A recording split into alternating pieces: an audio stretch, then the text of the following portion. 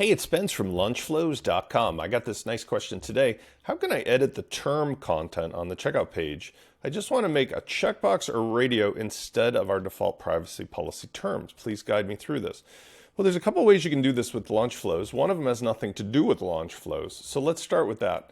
First of all, if you go into your theme, if you're using a modern theme like Cadence or Astra or any of those ones that really been written in the last couple months, the themes in the customize area will have everything you need. They will give you a provision typically inside of the WooCommerce tab that allows you to edit the wording of that. So let's take a look here. And if you go under WooCommerce, you'll see under checkout at the bottom, there's the terms and conditions where you can just take the wording that was already here and edit that so that the I have read and agreed to the website terms and conditions, that will just change. So you can make it say essentially blah, blah, blah, blah, blah, blah. And when you publish that, that will change. Okay, and that's the easiest way. Now, LaunchFlows does provide a way for you to move that around. So let's go ahead and if we create a new checkout page, we simply turn that into a checkout page by going to the page and checking the checkbox for LaunchFlows. That enables the components of WooCommerce to appear on this custom page. And when we preview it, we'll see that the layout is a typical WooCommerce layout. Now you can customize this layout any way you want, but let's say if we wanted to move the term from here up to the top, we can do it in a couple ways.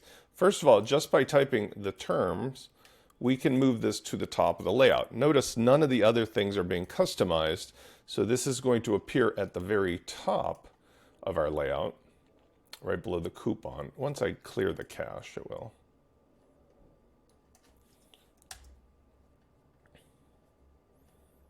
And here's our blah, blah, blah, blah, blah, blah, blah. Now, if you don't like that and you want to do this from scratch, there's another way of doing this. And by the way, you can also customize the layout further, of course. You can just use either one of our pre-made patterns, or you can use the default stack of blocks or components like this and do the very same thing, right? Just go to the left side, insert before, type in terms, and it will achieve the exact same goal, except now you have control over all of the pieces. Okay, now what if we wanted to do this from scratch? Well, at LaunchFlows in the documentation section, you'll see that we have recommended plugins and services. And one of them is the WooCommerce Checkout Fields Manager plugin. There's several of these free plugins that will let you modify the WooCommerce checkout components. I like this one because you can make your own terms and conditions if you wish. So in order to achieve that, we're going to just go back to the dashboard and we're going to go under WooCommerce. And in this case, when we go there, we're going to, let's try to jump over there. There we go. We're going to use the checkout tab. And that's going to take us where we need to go with regard to, and forgive me, my mouse is bouncing because I'm using the overlay of my recorder. So I'm going to actually go here and try to get over there. Sorry about that.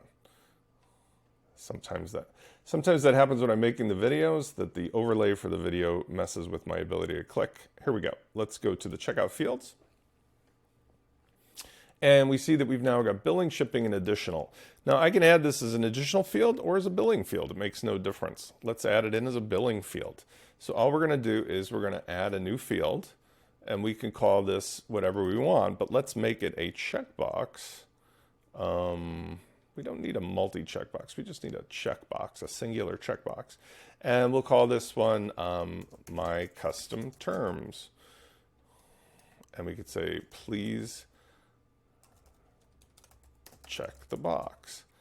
And these are my terms, blah, blah, blah, blah, blah. Okay, now we might want to make this required and so forth. So when we put it in place, let's save it. We're going to check the display and the required. So when we go down here, we see that we've got my custom terms, the required slider, and we can position this wherever we want in relation to the other billing fields. So for example, if we want, we can put this up at the very top and, move it up that way, or we can grab the handle, put it up top. Now, just for the sake of argument, sometimes you might want this separated from the billing fields, in which case just use the additional fields because LaunchFlows gives you the ability to position billing, shipping, and additional fields all separate from each other. So that might be a good way to do it. But just for the sake of argument, let's take a look. And now when we refresh the checkout, we're going to see where the billing fields are. There's going to be a new field at the top, which is going to be our custom checkbox that will be required. My custom terms. And there it is. Now you can easily change that into a radio button if you want, just by going into the style and choosing, instead of a checkbox, choose a radio button. The reason that you might want a checkbox instead of a radio, though, is because a radio button usually only works if you have two choices, on, off, whereas a checkbox works well by itself.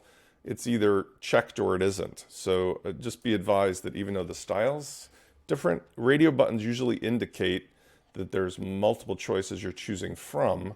So it would be kind of odd, honestly, to see a radio button by itself, but you might have two choices here, okay? So, and the other thing too is you'll notice it's nearly impossible to uncheck a radio button because there needs to be an alternative. So word to the wise. Anyway, that's how you do it. And this can be repositioned in another way, like I said, by putting it with the additional fields or something else. But either way you do it, there's always an easy way around it with LaunchFlows. This is Spence. I'll see you on the next video.